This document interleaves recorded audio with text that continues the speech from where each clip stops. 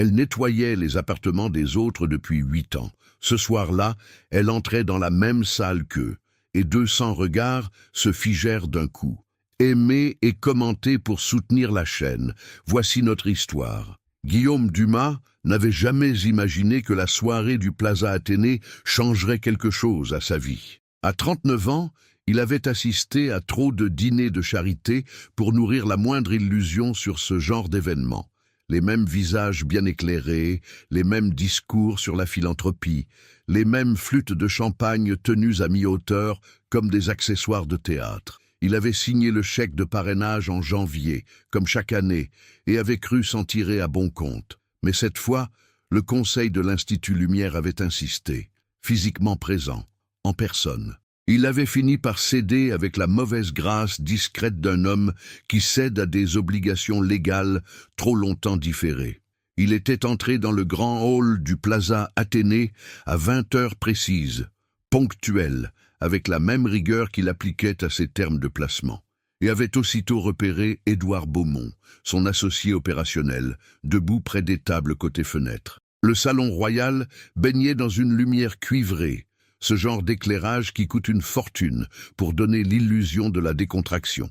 Les chandeliers de cristal projetaient des reflets en éventail sur les nappes blanches.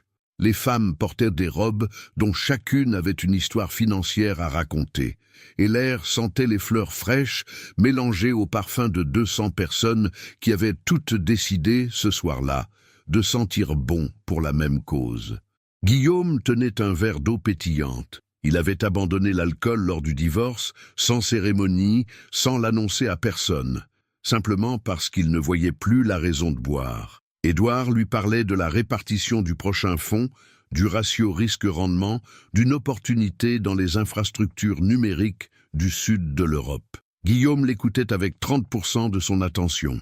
Les 70 restants balayaient la salle avec cette surveillance passive héritée de trop d'années à lire les situations avant que les autres les voient. 2 tables plus loin, une femme en rouge riait trop fort. Près de l'estrade, un député dont il ne se rappelait jamais le prénom serrait des mains avec l'efficacité mécanique d'un distributeur automatique. Un serveur se déplaçait entre les tables avec des assiettes comme un funambule appliqué. Il avait un appartement de 170 mètres carrés dans le 7e arrondissement que ses amis appelaient le loft de Guillaume, avec une admiration qu'il ne comprenait plus tout à fait. Vivre seul dans 170 mètres carrés ne ressemblait pas à un privilège, ça ressemblait à une définition précise du silence. Les murs étaient de blanc, les bibliothèques remplies de livres qu'il ne finissait plus, les fenêtres donnaient sur les toits de Paris avec cette beauté distante qui avait cessé depuis longtemps de lui dire quelque chose. 4 ans de divorce dans le corps. Une conviction calme, presque sédimentée, que les gens autour de lui voulaient toujours quelque chose. Sa signature, son réseau, son jugement sur une opportunité. Rarement lui. Il pensa à l'email sans réponse qui attendait sur son bureau. Il pensa à la réunion du lendemain. Il pensa qu'il pourrait partir dans 20 minutes et personne dans cette salle ne le remarquerait vraiment. C'est à ce moment que les lumières du salon royal baissèrent. Un murmure d'anticipation traversa les tables. L'éclairage se concentra sur l'estrade, transformant même les choses ordinaires en quelque chose d'autre.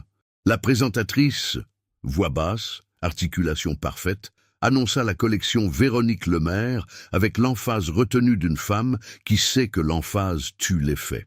La femme qui occupe l'espace sans s'en excuser, dit-elle. 2 silhouettes ouvrirent le défilé.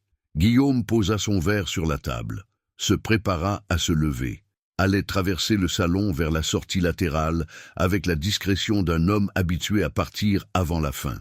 Il ne se leva pas. René Moreau avait dit non 3 fois. La première, parce que l'idée était absurde.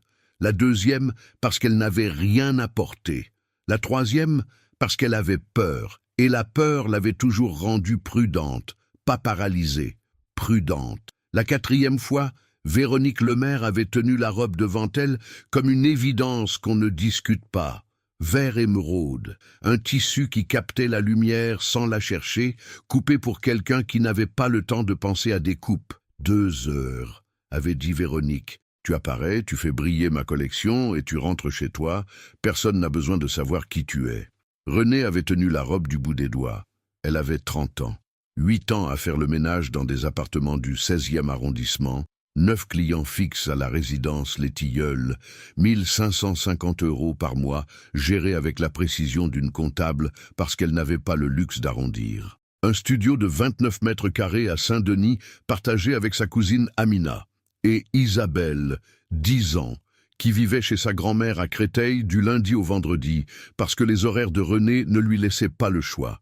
Cette réalité-là lui faisait quelque chose dans la poitrine chaque dimanche soir, quand elle la déposait, quelque chose qu'elle avait appris à poser dans un coin silencieux et à continuer. Véronique Lemaire était l'une de ses clientes. 57 ans, les cheveux gris coupés courts avec cette indifférence chic des Parisiennes qui n'essaient plus de ressembler à personne. Elle faisait partie des patronnes qui remarquaient le travail de René. Pas seulement parce que l'appartement était propre, mais parce que René avait cette façon d'entrer dans un espace et de le rendre vivant. Des fleurs improvisées avec des branches du jardin intérieur de la résidence. Des objets replacés selon un sens de l'équilibre que Véronique ne savait pas expliquer, mais qu'elle percevait chaque fois qu'elle rentrait chez elle. L'appartement semblait avoir respiré en son absence. Une fois, la styliste avait dit « Tu as l'œil d'une éditrice de mode », René avait ri. « J'ai l'œil de quelqu'un qui passe 2 heures à regarder chaque pièce ». La mannequin principale avait fracturé la cheville 2 jours avant le défilé. Véronique avait appelé l'agence. Rien de disponible à 48 heures. Elle avait alors regardé René arriver avec son seau et son matériel ce matin-là, et quelque chose s'était mis en place dans sa tête avec la logique tranquille des bonnes décisions. René avait regardé la robe une dernière fois dans la cabine d'essayage de Véronique. Elle avait pensé à ce que sa mère répétait depuis qu'elle était petite. « Si tu dois être quelque part, sois-y vraiment. » Elle avait pris la robe. Le technicien lui avait expliqué le trajet jusqu'au panneau central, un tour et retour. Elle avait hoché la tête. Dans les coulisses, elle avait entendu le murmure du salon derrière le rideau de velours, une houle sourde, 200 personnes qui respiraient ensemble dans un espace trop grand pour le silence. Son cœur battait un peu plus vite que d'habitude. Pas de l'angoisse, juste la conscience aiguë de ce qui allait se passer dans les 30 secondes suivantes. Elle avait respiré. Elle avait fermé les yeux une seconde. Elle était entrée. Ce n'était pas seulement la robe. Tout le monde dans cette salle savait regarder des robes. Ce qui arrêta 200 personnes dans le même battement de seconde, c'était la façon dont René marchait dedans. Pas avec la cadence construite des mannequins professionnels, ce balancement calculé qui dit « Regardez-moi parce que c'est mon travail ». C'était différent. C'était quelqu'un qui trouvait la situation légèrement amusante et avait décidé de s'y laisser porter. Une légèreté presque involontaire, comme si elle ne marchait pas vers les gens, mais qu'elle passait simplement, et que les gens avaient le choix de regarder ou non.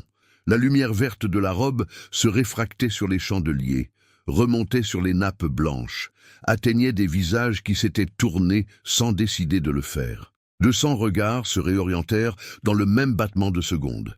Guillaume avait la main posée sur le dossier de sa chaise. Sa main ne bougea plus.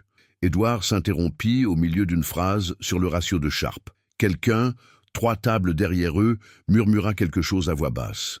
Guillaume fixa René traverser l'estrade et sentit quelque chose se contracter dans sa poitrine. Pas l'adrénaline qu'il connaissait, celle des décisions d'investissement ou des négociations sous tension. Quelque chose d'autre, plus ancien, moins identifiable. Ce n'était pas le glamour.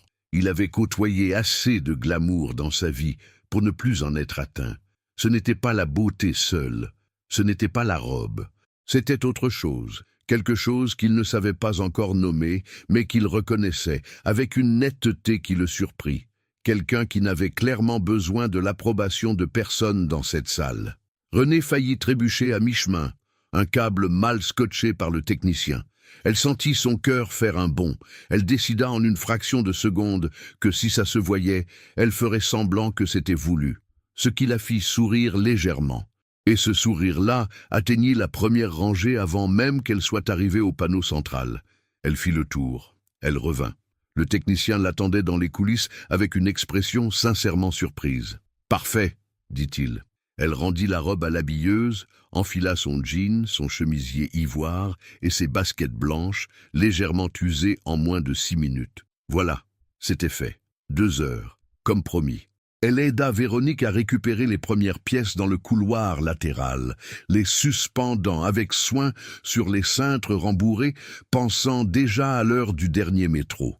Elle n'avait aucune idée que de l'autre côté du rideau de velours, un homme qu'elle n'avait jamais rencontré était encore debout, verre d'eau pétillante à la main, le regard fixé sur l'endroit exact où elle venait de disparaître. Le couloir latéral du Plaza Athénée était une de ces zones intermédiaires que les grandes maisons savent créer avec soin, assez large pour circuler avec des portants de vêtements, assez discret pour que les coulisses d'un événement ne salissent pas l'image du salon principal. Le papier peint ivoire portait des motifs géométriques dorés, presque imperceptibles, comme une promesse de luxe murmurée plutôt que criée. Des appliques en bronze projetaient une lumière chaude sur le parquet en chevron. On entendait, assourdi par les portes battantes, le murmure repris du salon, les conversations qui redémarrent, après un moment de silence collectif, cette légère effervescence de gens qui viennent de voir quelque chose et cherchent à le formuler. René suspendait les robes une par une sur les cintres rembourrés que Véronique avait disposés contre le mur. Elle travaillait vite, avec ses gestes à elle, des gestes efficaces mais non brusques, le genre de précision qu'on développe quand on fait les choses sérieusement depuis longtemps sans que personne vous regarde. Elle avait relevé ses cheveux en un chignon rapide avec l'élastique qu'elle gardait toujours au poignet, et avec son jean, son chemisier ivoire et ses baskets blanches légèrement usées, elle ressemblait exactement à ce qu'elle était. Ça lui convenait parfaitement.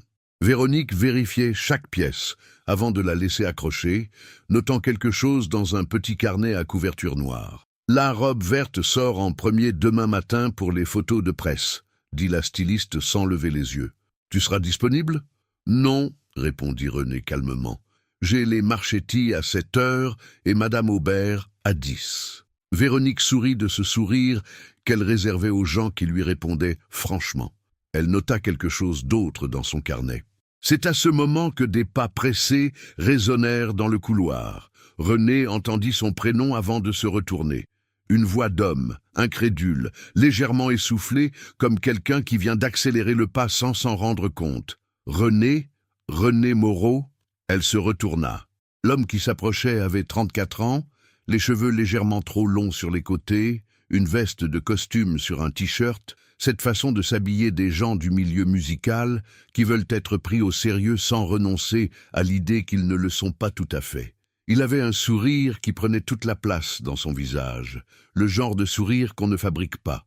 René le regarda 2 secondes. Lui, quelque chose dans la configuration de ses traits, l'arcade sourcilière, la façon dont ses yeux se plissaient quand il souriait, déclencha quelque chose de précis dans sa mémoire. « Raphaël » dit-elle. Ce n'était pas une question. Il écarta les bras et elle rit. Un rire bref, haut, surpris, avant qu'il la serre dans ses bras avec l'enthousiasme non calculé de quelqu'un qui n'a pas appris à modérer ses réactions. Elle lui tapa dans le dos 2 fois, la gestuelle fraternelle et familière de 2 personnes qui n'ont pas besoin de reconstruire quelque chose, parce que c'était encore là. Raphaël Drummond, 13 ans. C'était le temps qui s'était écoulé depuis la dernière fois qu'ils s'étaient vus, dans la cité de Créteil, rue des Pavots, là où ils avaient grandi, à 2 immeubles de distance. Il avait un groupe à l'époque, jouait de la guitare dans la cave de son frère le samedi et lui faisait écouter ses compos par la fenêtre quand elle passait. Elle avait 16 ans, lui 17. Puis il était parti à Lyon pour le conservatoire, puis Paris, puis quelque chose avait marché. Une série policière dont tout le monde parlait, une bande originale signée Raphaël Drummond, son nom soudainement visible dans les génériques et sur les affiches des boutiques de disques. « Comment tu es là ?» Il la regardait comme si elle venait de surgir d'une autre dimension temporelle. « Qu'est-ce que tu fais au Plaza Athénée ?»« Le défilé », dit René. Il la regarda de la tête aux pieds avec une expression franchement amusée. « Tu étais la femme en vert ?» Elle hocha la tête. Il secoua la sienne en riant. « J'étais à la 3e table. J'ai cru halluciner quand j'ai vu ton visage. Mais je n'étais pas sûr avec la lumière. » C'était moi. J'ai failli tomber au milieu. J'ai rien vu. C'est parce que j'ai fait semblant que c'était intentionnel. Il rit à nouveau, ce rire qui prenait de la place, qui ne s'excusait pas d'être là. Véronique observait l'échange depuis le portant de vêtements avec l'expression tranquille d'une femme qui sait reconnaître quelque chose de réel quand elle le voit. Ils parlèrent vite, en sautant d'une chose à l'autre avec cette fluidité des conversations de gens qui ont un passé commun dense et peu de temps pour tout rattraper. Sa mère, toujours à Créteil, la sœur de Raphaël qui avait eu des jumeaux l'année d'avant. Isabelle, il ne savait pas que René avait eu une fille. Il s'arrêta sur cette information avec une surprise sincère, demanda l'âge, la prénom, dis donc, d'une façon qui signifiait plusieurs choses à la fois. Elle lui demanda ce qu'il faisait là ce soir. Il était venu avec l'équipe de production de la série, partenaire officiel de l'Institut Lumière cette année. « Tu es toujours à Paris ?» demanda-t-il. « Saint-Denis, toi, Montrouge depuis 2 ans. » Il secoua la tête avec ce sourire qui ne disparaissait pas vraiment. 13 ans, René. Il tendit la main et toucha brièvement son visage. Un geste rapide, presque étonné, comme celui de quelqu'un qui vérifie que ce qu'il voit est réel. Ses doigts effleurèrent sa joue 1 seconde seulement, et il dit « T'es encore plus belle qu'à l'époque. » Il le dit simplement, sans arrière-pensée calculée, avec la franchise directe d'un garçon de Créteil qui n'avait pas appris à emballer les compliments. René leva les yeux au ciel avec un sourire. « Toi, t'as appris à mentir avec les années. Je mens jamais à ce sujet. » Elle sourit différemment, pas le sourire du défilé, pas le sourire poli qu'elle réservait aux clients. Quelque chose de plus naturel, de plus creusé. La joie de quelqu'un qui retrouve une référence de soi-même qu'elle avait presque oublié avoir. De l'autre côté des portes battantes, dans le renfoncement qui séparait le couloir latéral de l'accès principal au salon, Guillaume tenait encore son verre d'eau. Il ne savait pas depuis combien de temps il était là. Il avait voulu partir. Il se rappelait parfaitement avoir formé cette intention, mais quelque chose l'avait retenu dans cette zone indéterminée entre le salon et la sortie, quelque chose qu'il aurait été incapable de nommer si on lui avait posé la question. Il voyait René dans le couloir, il voyait l'homme qui lui avait touché le visage. Il voyait la façon dont elle riait, ce rire haut et bref qui n'avait rien à voir avec les sons mesurés du salon, rien à voir avec les façons polies de cette soirée. Et il sentit quelque chose dans sa poitrine qui ressemblait à une pression, une compression légère juste sous le sternum. Ce n'était pas une émotion qu'il s'autorisait facilement. Ce n'était pas la jalousie. Il refusa d'y coller ce mot pendant encore quelques secondes, mais c'était quelque chose dans cette direction, quelque chose de précis et d'inconfortable qui ne lui était pas familier depuis très, très longtemps. Il posa son verre sur le rebord de la fenêtre, se redressa et fit ce qu'il faisait dans les situations où il ne savait pas exactement pourquoi il agissait. Il avança. Véronique Lemaire le vit approcher et sa lecture de la situation fut instantanée. L'œil de la styliste, habitué à décoder les corps dans l'espace, ne manqua rien. Guillaume marchait avec la certitude naturelle d'un homme qui occupe les pièces sans y réfléchir. Mais il y avait quelque chose dans sa trajectoire, dans l'angle de son regard, qui trahissait la destination réelle. Elle posa son carnet. « Guillaume », dit-elle avec le calme d'une femme qui fait les présentations depuis 40 ans. « Je suis contente que tu sois venu. » Il la salua avec la chaleur appropriée. Il avait effectivement financé indirectement plusieurs de ses jeunes protégés via les fonds de mécénat de Dumas Capital. Véronique le savait. Il le savait. Ils avaient cette relation fonctionnelle et cordiale des gens dont les univers se croisent sans jamais vraiment se toucher.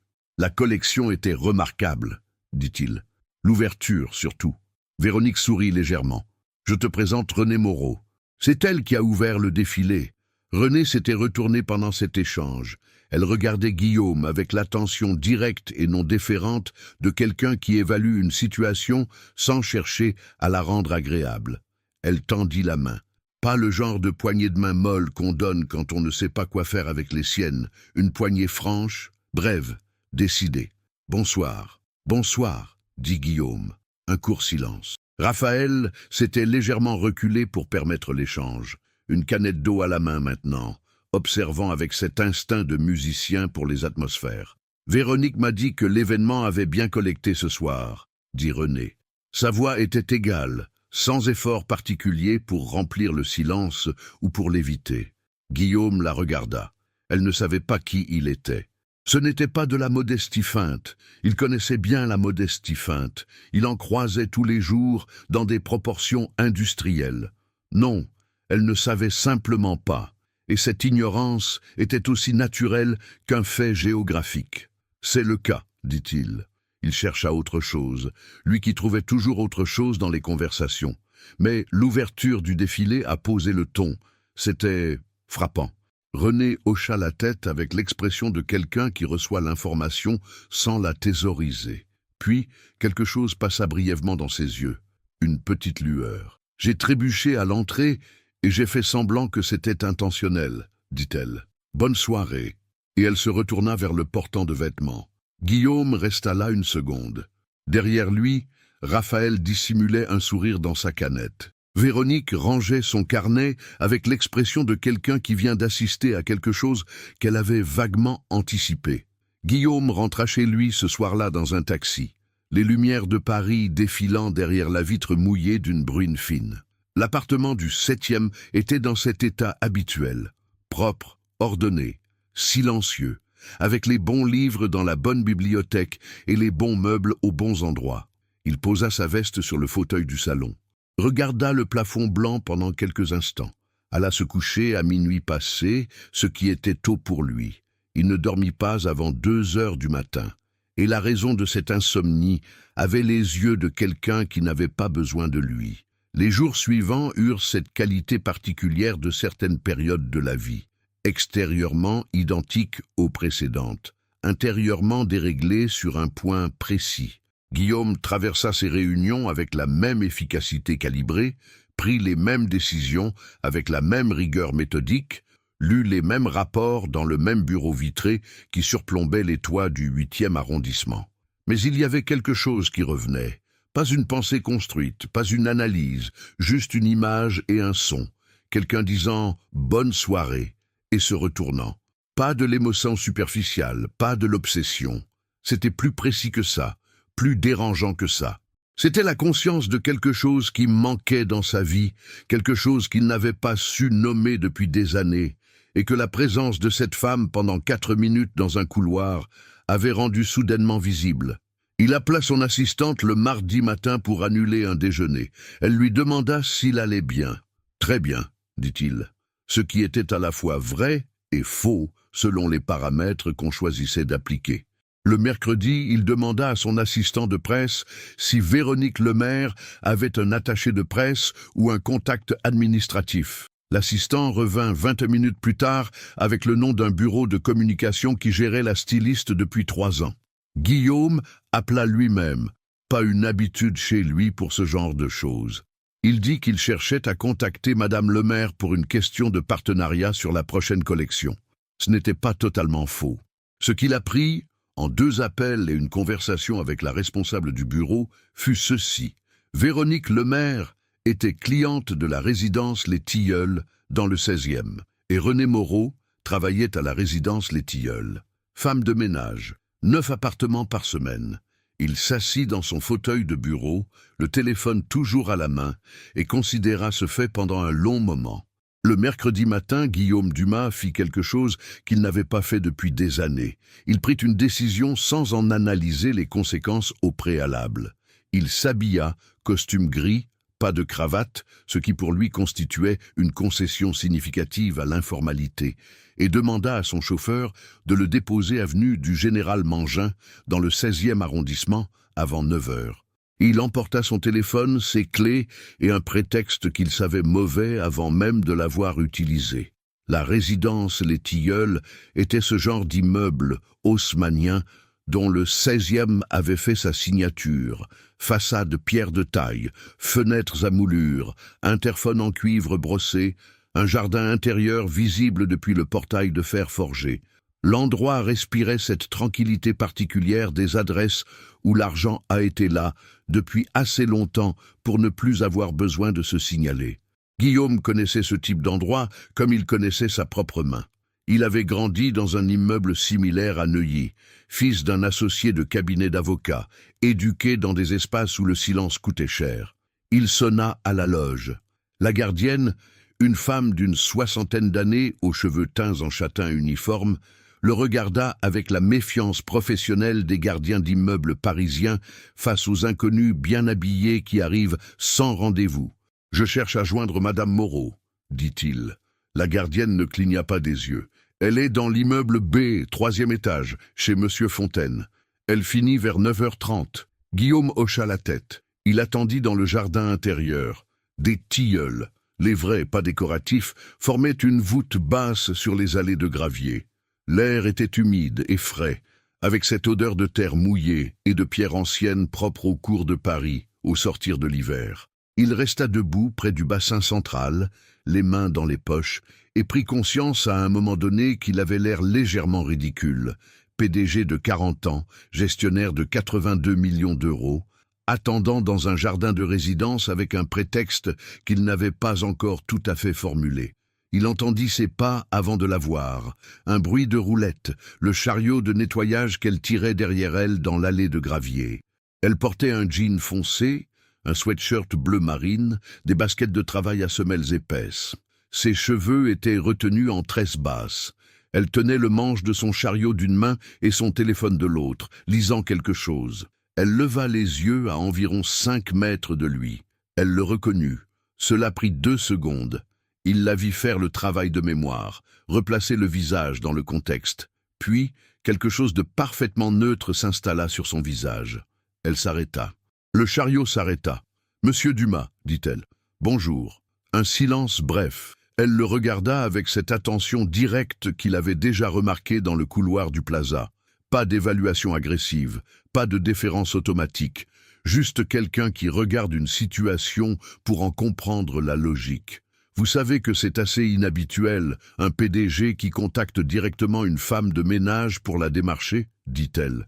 Sa voix était calme, pas agressive. Elle constatait simplement.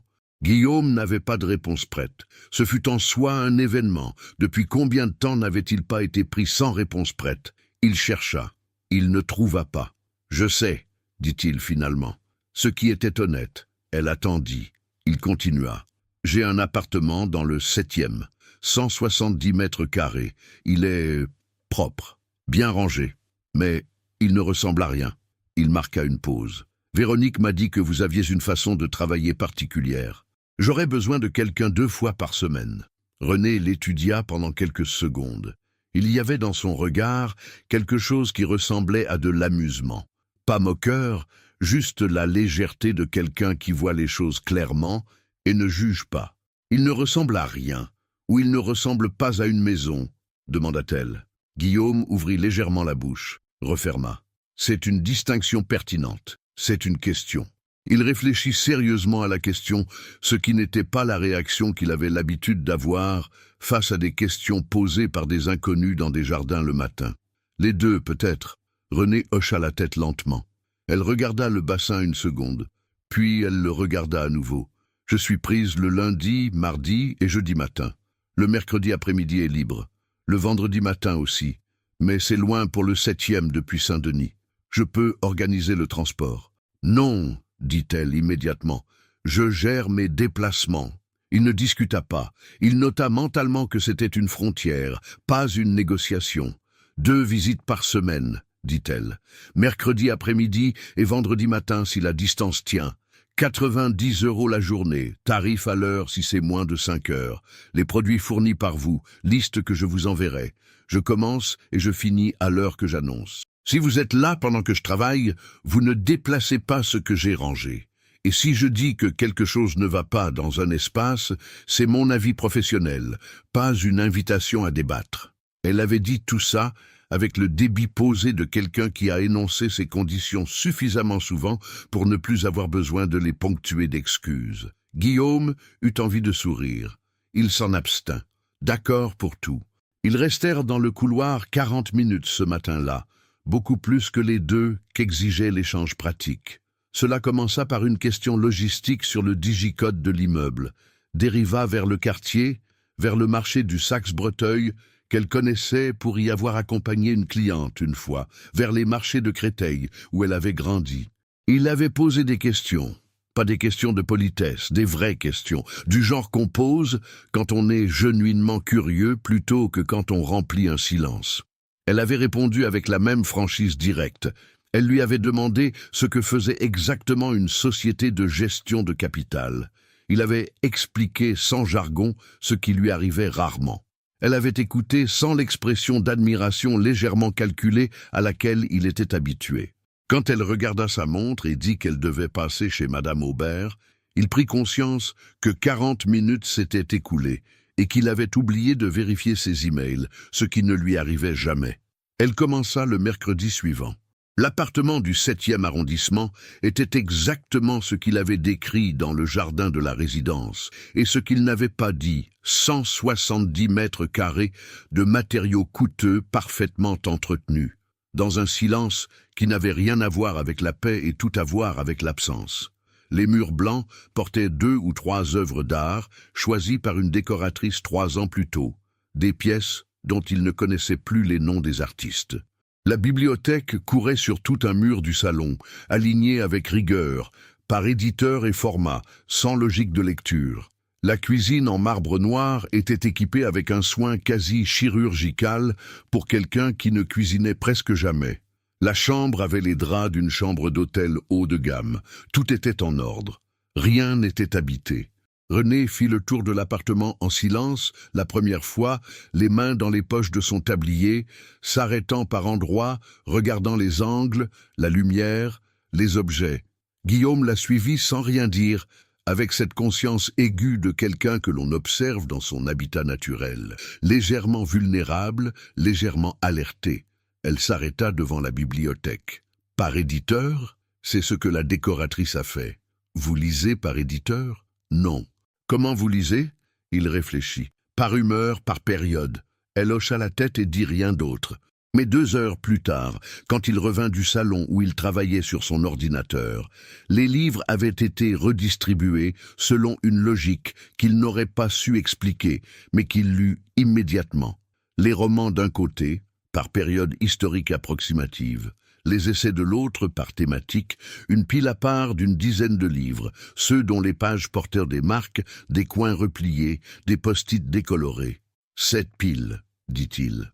Ce sont ceux que vous avez vraiment lus, dit René depuis la cuisine où elle nettoyait le plan de travail en marbre. Ils avaient l'air différents des autres. Il regarda la pile. 10 livres, sur 160. 2 ans de vie dans un appartement réduit à 10 livres réellement lus. Il prit conscience de quelque chose de précis, pas de la tristesse, pas tout à fait. Une lucidité légèrement inconfortable. Les semaines suivantes eurent une texture différente, pas spectaculairement différente. Les jours de Guillaume restaient structurés autour des mêmes réunions, des mêmes arbitrages, des mêmes responsabilités. Mais 2 jours par semaine, en rentrant chez lui le soir, quelque chose avait changé dans l'appartement.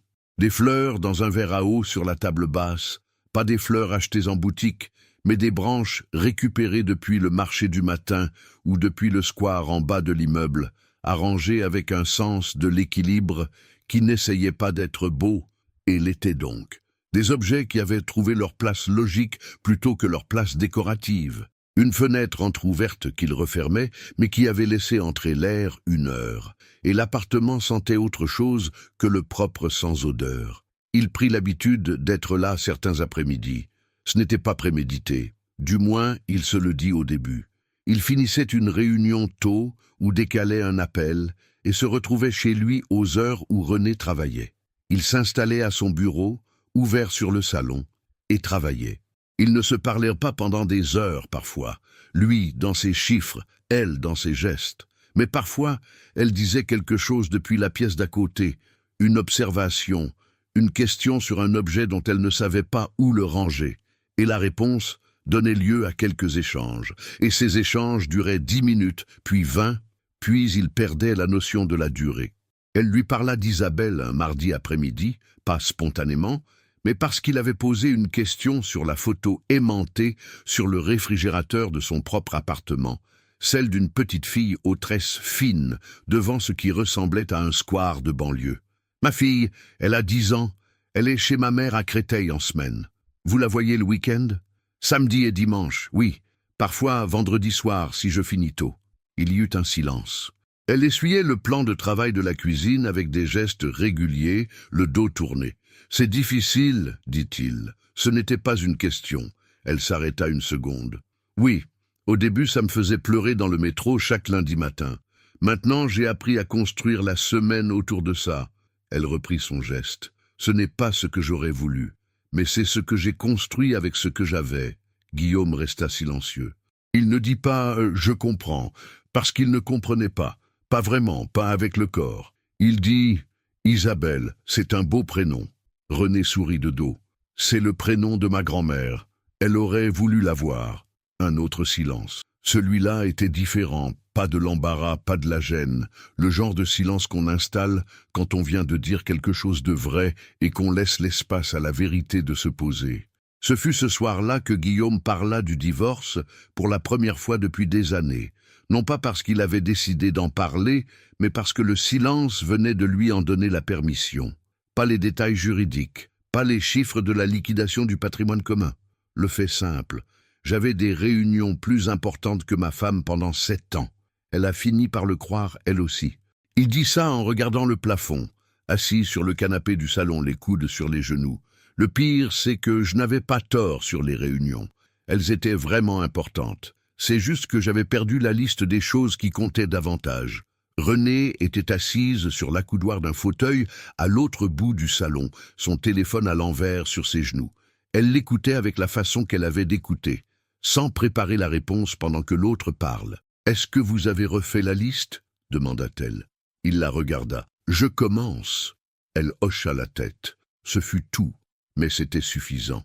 Suffisant pour lui faire comprendre qu'elle avait saisi quelque chose que la plupart des gens autour de lui auraient transformé en conseil, en anecdote ou en platitude. Les fleurs commencèrent à changer avec les saisons. Des branches de lilas en mars, odorantes et légèrement envahissantes, des tiges de cosmos orange en mai. Une fois, une touffe de romarin dans un verre à moutarde qu'elle avait trouvé dans un placard du fond, ça sentait la garrigue et le soleil dans un appartement du 7e arrondissement en milieu de semaine. Il ne demanda jamais d'où venaient les fleurs. Il supposait qu'elle les trouvait dans les marchés, dans les squares, dans cette façon de voir les choses ordinaires que lui avait appris à ne plus regarder. L'appartement commençait à ressembler à quelque chose. Il ne savait pas encore à quoi exactement. Mais une maison était la définition qui se rapprochait le plus. Ce fut un mardi de fin mai qu'il oublia une réunion à 2 millions d'euros. Elle lui racontait quelque chose, l'histoire d'une cliente, Madame Aubert, 82 ans, qui lui avait demandé de l'aider à retrouver une lettre perdue depuis 20 ans dans un secrétaire encombré. Elles avaient passé toute une matinée à trier les papiers et avaient trouvé la lettre, un mot de 3 lignes du mari de Madame Aubert, mort en 2008, griffonné sur un ticket de caisse, qui disait simplement « J'ai pensé à toi toute la réunion. Rentre vite. » René racontait ça debout dans le couloir de l'appartement, la voix légèrement différente, avec quelque chose dans les yeux qui ressemblait à de l'attendrissement sérieux. Son téléphone vibra. Il le regarda. « Édouard, pour la réunion Méridiane, les investisseurs suisses, 2 millions d'euros sur la table, programmés depuis 3 semaines. » Il posa le téléphone face vers le bas. René s'arrêta. « Vous avez quelque chose ?»« Non, » dit-il. « Finissez l'histoire. » Danielle Dumas avait cette qualité rare chez les associés. Elle ne perdait jamais son temps. Quand elle convoquait une réunion, il y avait une raison. Quand elle fixait une heure, elle n'arrivait pas en avance par courtoisie, mais parce que l'heure avait été choisie avec une précision chirurgicale. Et quand elle fermait la porte de la salle de réunion vitrée au 18e étage de l'immeuble Dumas Capital, sur le boulevard Haussmann, c'était que ce qu'elle allait dire n'était pas destiné aux autres collaborateurs qui travaillaient derrière cette vitre. Guillaume entra à 10h30. Elle était déjà assise, café devant elle, les mains à plat sur la table. 46 ans, les cheveux noirs impeccablement coiffés, un tailleur marine qu'elle portait avec l'autorité d'un uniforme. Danielle n'était pas sa sœur, elle était la sœur de son ex-femme, ce qui était une façon particulièrement complexe d'entrer dans une vie et une façon encore plus complexe d'en sortir. Quand le divorce avait eu lieu, Danielle était restée côté affaires, plutôt que côté famille. Elle était associée fondatrice. Son nom était dans la raison sociale. Sa signature valait autant que la sienne sur les actes de la société. Ils avaient fait la séparation des espaces avec une efficacité professionnelle qui avait impressionné leurs avocats respectifs. Cela ne voulait pas dire qu'ils s'appréciaient toujours. « Ferme », dit-elle. Il ferma la porte. Elle ne préambula pas. C'était une de ces caractéristiques que Guillaume avait toujours simultanément appréciées et redoutées. J'ai eu Stéphane Miroir au téléphone hier soir. Il était au relais Bernard Loiseau la semaine dernière. Il t'a vu avec quelqu'un. Guillaume s'assit, prit son temps. Stéphane Miroir dîne où il veut et remarque ce qu'il veut. Ce n'est pas une information qui me concerne. Il t'a vu avec la femme de ménage de Véronique Lemaire. Le silence qui suivit avait une texture, pas de la surprise. Guillaume avait une façon de recevoir les informations sans que son visage les enregistre en temps réel. Mais quelque chose se mit en place dans sa mâchoire, une tension légère que Danielle connaissait assez bien pour l'avoir vue dans d'autres contextes. « René Moreau travaille pour moi aussi, dit-il, 2 fois par semaine. » Danielle posa les 2 mains sur la table. « Guillaume, je ne suis pas en train de parler de la nature de la relation. Je m'en moque. Ce que je suis en train de dire, c'est que Stéphane Miroir gère les comptes de famille de 3 de nos plus gros clients institutionnels. Et que quand Stéphane Miroir voit quelque chose, il le dit. Et quand il dit quelque chose, ça circule. Ce qui circule, exactement. » Elle le regarda avec cette franchise frontale qui était sa seule façon de faire les choses. Que le PDG de Dumas Capital entretient une relation avec la femme qui fait son ménage. Ce que ça fait à l'image de la gestionnaire, tu le calcules aussi vite que moi. Guillaume ne répondit pas immédiatement. Il regardait la table devant lui, le bois sombre et poli, les verres d'eau alignés, les blocs-notes à en-tête de la société, des objets familiers qui soudain lui semblaient appartenir à un décor qu'il avait construit sans vraiment y habiter. Tu es en train de me dire que la question professionnelle de l'une de nos employés prestataires constitue un risque réputationnel, dit-il lentement. Je suis en train de te dire que le monde dans lequel nos clients évoluent a des grilles de lecture que ni toi ni moi n'avons inventées, mais avec lesquelles on travaille depuis 15 ans. Ce que tu décris, dit Guillaume, et sa voix prit quelque chose de différent. Pas de la colère, quelque chose de plus contrôlé et donc de plus dangereux. C'est une femme que tu es en train de qualifier de problème à résoudre. Danielle soutint son regard. Je qualifie une situation d'inconfort commercial. La femme, je ne la connais pas. Non, tu ne la connais pas. Un silence, long. Danielle reprit son café. Elle avait dit ce qu'elle avait à dire. Elle avait fait son travail tel qu'elle le comprenait. Protéger la société, signaler le risque, laisser la décision à celui qui portait le titre de PDG. Elle n'ajouta rien. Guillaume sortit de la réunion 15 minutes plus tard, prit l'ascenseur seul jusqu'au rez-de-chaussée, sortit sur le boulevard Haussmann, dans l'air de juin qui sentait l'essence et les platanes. Il ne rentra pas au bureau de la journée. Il marcha, une chose qu'il ne faisait jamais pour décompresser, lui qui préférait le silence contrôlé de son appartement. Il marcha jusqu'au champ de Mars, s'assit sur un banc en bois, regarda les enfants courir vers la tour Eiffel avec des cris qui n'avaient rien à voir avec son monde. Il ne pensait pas à Danielle, il ne pensait pas à Stéphane Miroir, à ses clients institutionnels, aux grilles de lecture d'un milieu qui jugeait les gens sur l'adresse de leur employeur. Il pensait à la façon dont René rangeait les livres. Il pensait au romarin dans le verre à moutarde. Il pensait à sa voix quand elle avait dit « Ce n'est pas ce que j'aurais voulu, mais c'est ce que j'ai construit avec ce que j'avais », avec cette dignité tranquille de quelqu'un qui n'a jamais demandé à être plein. Il pensait à ce que Danielle avait dit et à la rage froide que ça lui avait fait, une rage qui ne venait pas de la critique professionnelle. Il était assez solide pour encaisser les critiques professionnelles, mais de quelque chose de plus précis. Entendre la femme dont il était tombé amoureux décrite comme une équation de risque. Il prit conscience de ce mot, tomber amoureux, avec la même netteté brutale que certaines vérités d'investissement s'imposaient à lui parfois, sans transition, sans préambule, comme une évidence qu'il avait été le dernier à formuler. Il resta sur ce banc encore 20 minutes, puis il rentra. Ce qu'il ne savait pas, c'est que le murmure avait aussi voyagé dans l'autre direction. Parmi les copropriétaires et les prestataires de la résidence Les Tilleuls, les informations circulaient avec cette vitesse propre aux petites communautés fermées, par conversation de palier, par remarques glissées dans les courriers communs, par ces échanges de 5 minutes dans le hall que les gens de cet immeuble-là avaient fini par maîtriser comme un art social. Lucie Ferrandez, l'assistante de copropriété qui gérait les contrats des prestataires, connaissait la gardienne de l'immeuble du boulevard Malesherbes où travaillait la cousine de quelqu'un qui avait entendu quelque chose concernant Dumas Capital et une prestataire de ménage. Elle l'avait dit à René sans mauvaise intention, avec cette façon qu'ont certaines personnes de partager les informations qui concernent les autres en croyant sincèrement qu'elles leur rendent service. On m'a dit des trucs sur toi et le monsieur Dumas, des gens qui s'inquiètent pour ta situation. René avait remercié poliment. Elle était rentrée à Saint-Denis ce soir-là, dans le RER D, debout à côté de la porte, le regard sur les lumières qui défilaient dans le tunnel. Elle avait regardé défiler Gare du Nord, la Plaine, et elle avait réfléchi avec la méthode calme et non catastrophiste qu'elle avait développée au fil des années. Ce mode de pensée acquis à force de devoir résoudre des problèmes réels avec des ressources limitées, sans le luxe de dramatiser. Ce qu'elle avait compris était simple.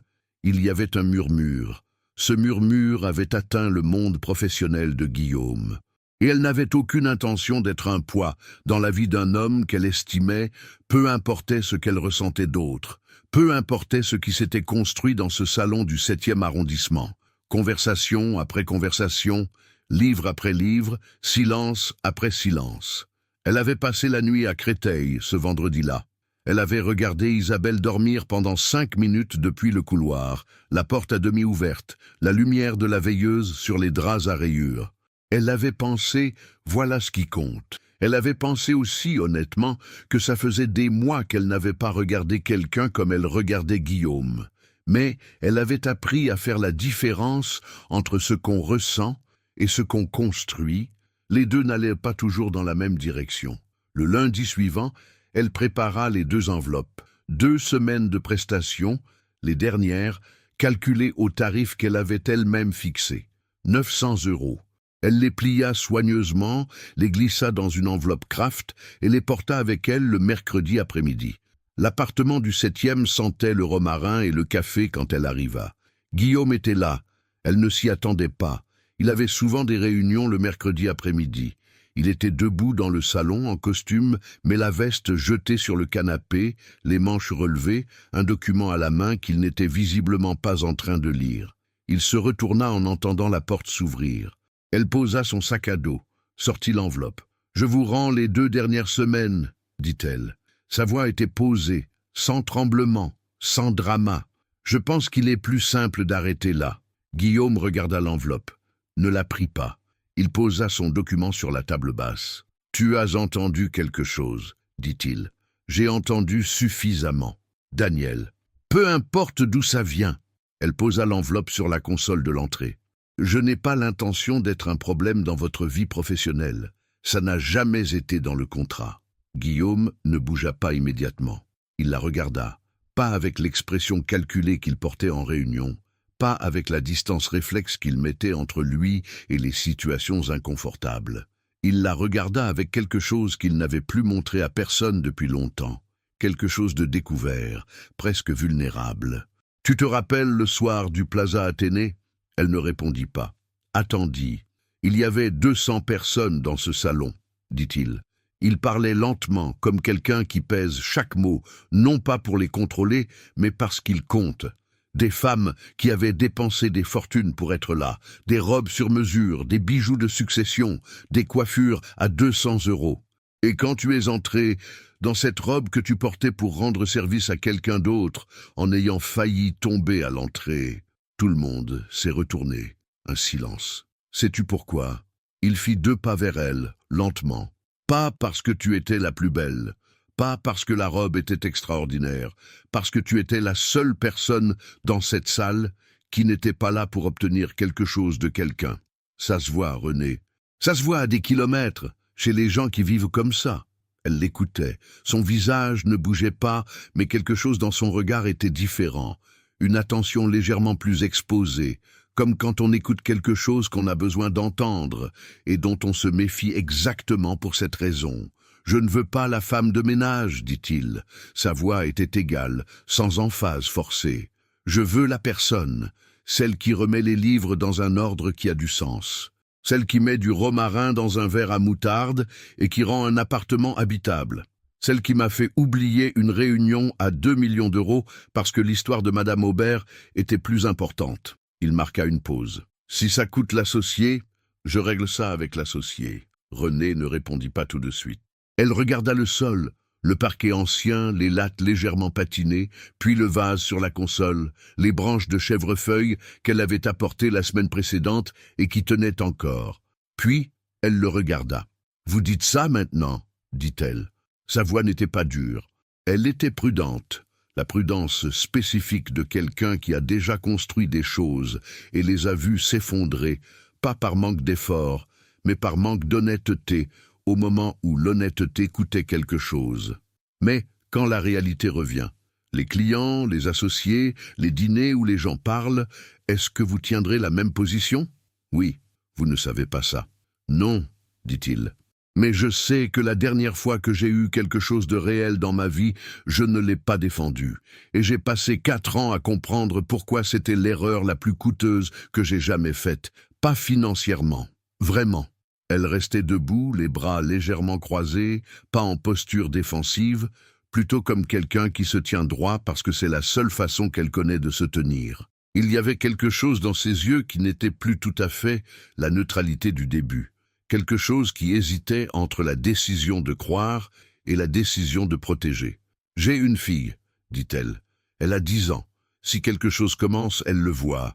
Pas maintenant peut-être, mais vite. Et si ça s'arrête pour les mauvaises raisons, pour les dîners, pour les associés, pour l'image d'une société, c'est elle aussi qui le reçoit.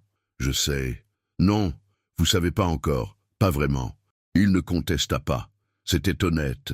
Il ne savait pas encore, pas avec le corps, pas avec la durée. Il avait la conviction, mais la conviction sans la durée ne signifiait rien de vérifiable. Ils se regardèrent tous les deux avec la clarté légèrement inconfortable de 2 personnes qui venaient de poser les vraies questions sur la table et qui n'avaient pas encore toutes les réponses. René regarda l'enveloppe sur la console. Elle ne la reprit pas. Elle ne repartit pas non plus. « Je vais finir de ranger la cuisine, dit-elle. On verra. » Guillaume ne sourit pas, mais quelque chose se dénoua dans ses épaules. Cette tension ancienne et sédimentée, installée là depuis des années, qui avait la forme exacte d'un homme attendant que quelqu'un lui dise que les choses pouvaient encore aller quelque part, de réel. Les mois qui suivirent eurent cette densité particulière des périodes, où les choses se décident vraiment, pas dans les grands gestes, pas dans les déclarations, mais dans les accumulations de petits choix répétés qui finissent par dessiner une direction. Guillaume n'annonça rien à personne. Il ne fit pas de discours. Il ne prit pas de décision spectaculaire ce soir-là dans le salon du 7e arrondissement. Ce qu'il fit dans les semaines suivantes fut plus difficile et plus révélateur. Il tint. La restructuration de la société de gestion ne fut pas présentée comme une réponse à quoi que ce soit de personnel. Elle fut présentée avec la rigueur documentée et la froideur stratégique que Guillaume maîtrisait mieux que quiconque dans son secteur, comme une évolution naturelle de gouvernance. Les termes avaient été rédigés par les avocats de la société avec une précision qui ne laissait aucune prise à la contestation. Redistribution des rôles décisionnels, clarification des périmètres d'autorité, modification du pacte d'associés, selon les modalités prévues à la clause de révision quadriennale. Daniel avait lu les documents pendant 48 heures. Elle avait eu 2 réunions avec son propre conseil. Elle avait compris ce qu'il signifiait vraiment, non pas la fin d'une collaboration, mais la fin d'une certaine façon pour elle d'exercer une autorité sur des choix qui ne concernaient pas directement la société. Elle signa, pas sans résistance. Pas sans un dernier déjeuner où elle dit, avec toute la franchise qui était sa marque, « Je ne suis pas contre elle, je suis contre le désordre ». Guillaume avait répondu, « Je sais, et si tu la connaissais, tu saurais qu'elle est l'opposé du désordre. » Daniel n'avait pas répondu, mais elle avait bu son café jusqu'au fond, ce qui pour elle valait une concession. René ne sut pas immédiatement les détails de cette restructuration. Ce n'est pas Guillaume qui le lui dit le premier, ce fut Véronique Lemaire, qui avait ses sources dans plusieurs cercles à la fois et qui apprit la nouvelle par un contact commun lors d'un dîner dans le Marais. Elle appela René un mardi matin entre deux appartements. « Ton Guillaume a réorganisé sa société », dit-elle avec le ton neutre de quelqu'un qui pose une information sur la table et attend de voir ce qu'on en fait. « Ce n'est pas mon Guillaume », dit René. « Bien sûr que non », dit Véronique, et raccrocha. René resta quelques secondes avec son téléphone à la main, devant la grille du square Pereire, le vent de septembre faisant tourner les premières feuilles mortes sur le trottoir. Elle pensa à ce qu'il avait dit dans le couloir. « Si ça coûte l'associé, je règle ça avec l'associé. » Et elle prit conscience que la différence entre les promesses et les actes était exactement la distance entre ces deux phrases. Il avait dit, et puis il avait fait. Elle rangea son téléphone. Elle entra dans l'immeuble suivant avec son chariot. Ce soir-là, Guillaume l'attendait sur le palier de son appartement quand elle arriva pour la visite du mercredi. Pas avec des fleurs, pas avec un discours, avec 2 cafés dans des verres carton du café du bas, tendus vers elle avec la simplicité directe d'un homme qui avait cessé de chercher le bon emballage pour les choses vraies. « Je t'en ai pris un, » dit-il. Elle prit le café. « Merci. » Ils s'assirent dans la cuisine, pas le salon avec ses bibliothèques réorganisées et ses œuvres d'art qui avaient un nom maintenant, parce qu'il avait recommencé à s'y intéresser. La cuisine en marbre noir avec les tabourets hauts que personne n'utilisait jamais et qui pour la première fois servaient à quelque chose. La lumière de fin d'après-midi entrait par la fenêtre en biais, chaude et oblique. La ville faisait ce bruit de fond grave et continu qui est la respiration de Paris, à l'heure où les bureaux se vident et où les appartements commencent à s'allumer. Ils ne parlèrent pas de la restructuration. Ils parlèrent d'Isabelle. Elle avait eu une interrogation de mathématiques, avait failli décrocher une étoile d'or, était rentrée à Créteil fière comme si elle avait résolu le budget de l'État. Guillaume écouta avec l'attention complète qu'il réservait depuis quelques mois aux choses qui comptaient vraiment, cette liste qu'il avait dit recommencer à écrire. Il demanda quel était le sujet de l'interrogation. René dit les fractions. Il fit une grimace sincère. Les fractions à 10 ans, c'est inhumain. Elle rit. Ce fut là, dans cette cuisine, avec 2 cafés en carton et les fractions d'une petite fille qu'il n'avait pas encore rencontrée, que quelque chose se posa définitivement. Pas avec cérémonie, avec la tranquillité des choses qui ont trouvé leur place. Isabelle rencontra Guillaume un samedi d'octobre, dans le square des Batignolles, parce que c'était à mi-chemin entre Saint-Denis et le 7e, et parce que René avait décidé que les premières fois devaient avoir lieu dans des endroits où personne ne devait performer. Le square sentait les feuilles humides et les gaufres du marchand ambulant près de l'entrée.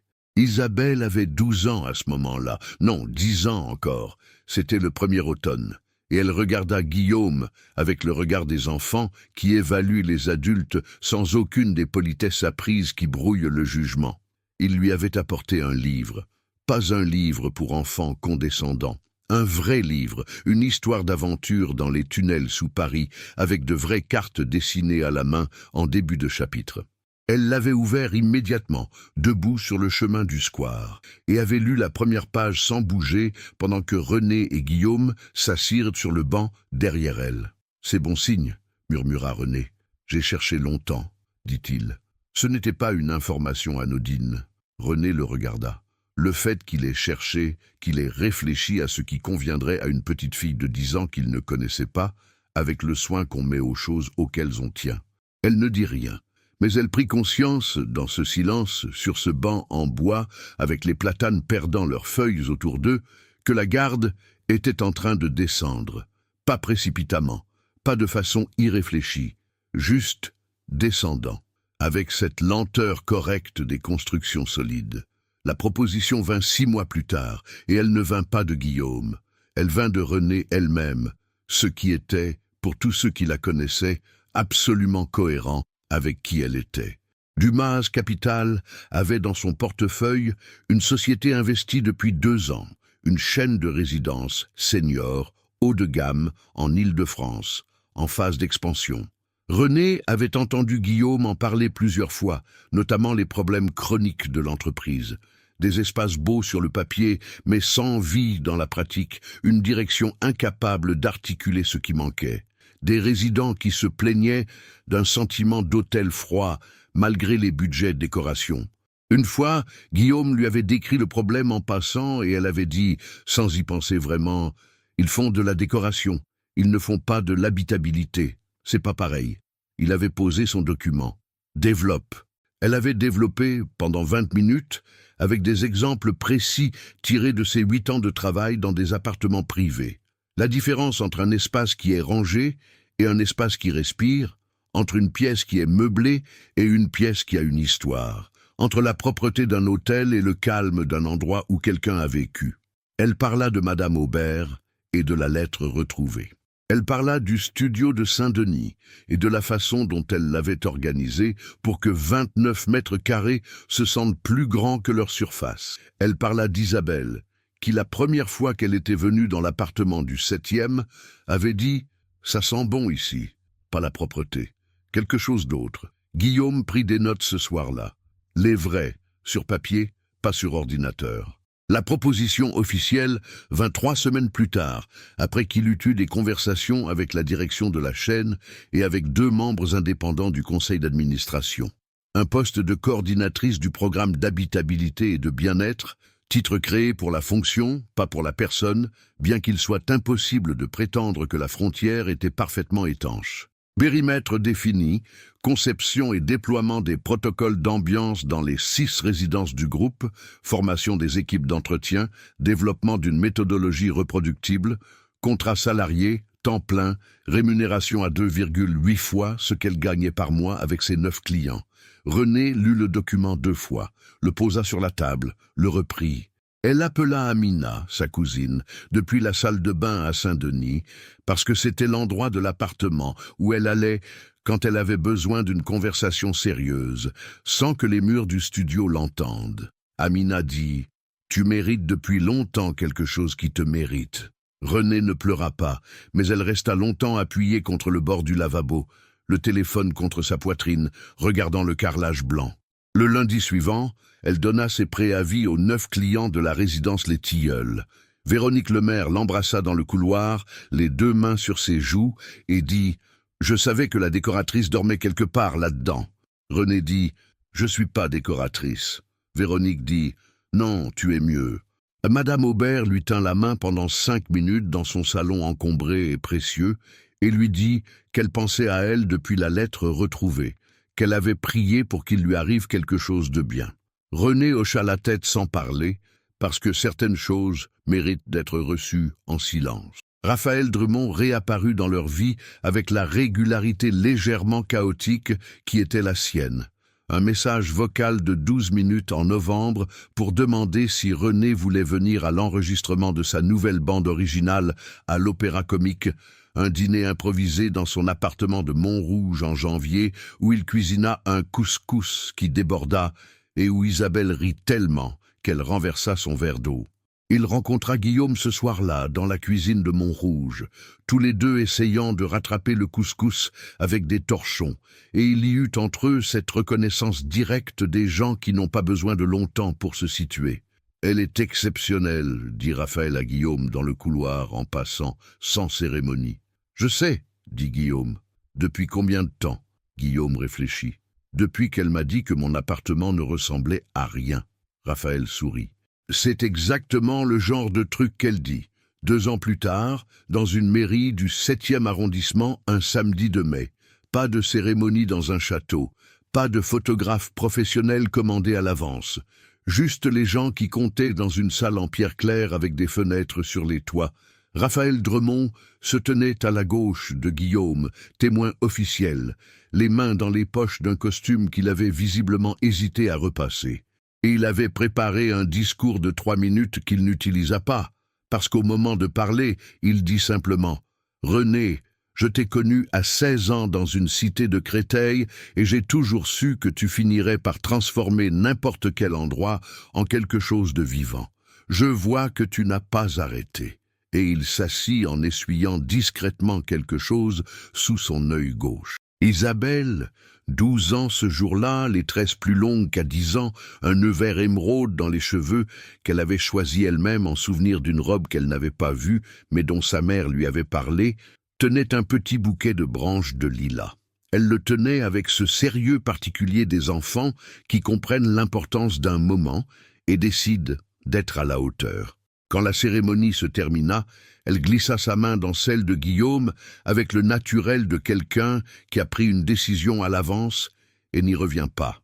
Ce soir-là, ils ne partirent pas en voyage. Il n'y avait pas de salle de réception dans un palace, pas de table de 100 couverts. Amina avait cuisiné chez elle à Saint-Denis, et tout le monde s'était retrouvé là, une vingtaine de personnes, dans un appartement prévu pour 10, les fenêtres ouvertes sur la rue, la musique de Raphaël jouée depuis une enceinte portative posée sur le rebord de la fenêtre, les enfants des cousins qui couraient entre les adultes.